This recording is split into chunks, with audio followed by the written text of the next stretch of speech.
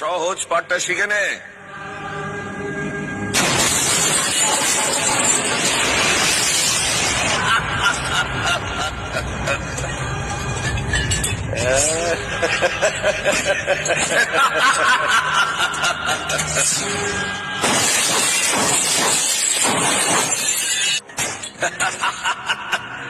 তোর এই গাড়ির সঙ্গে তোকে আমি উড়িয়ে দিতে পারতাম, কিন্তু কেন করলাম না জানিস?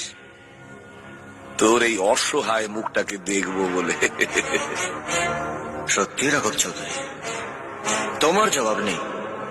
তবে যাকে ছাত্র ভেবে করুণা করতে চাইছো, সে ছাত্র কতটা সহজ পাঠ শিখেছে তার নমুনাটা একবার দেখে নাও।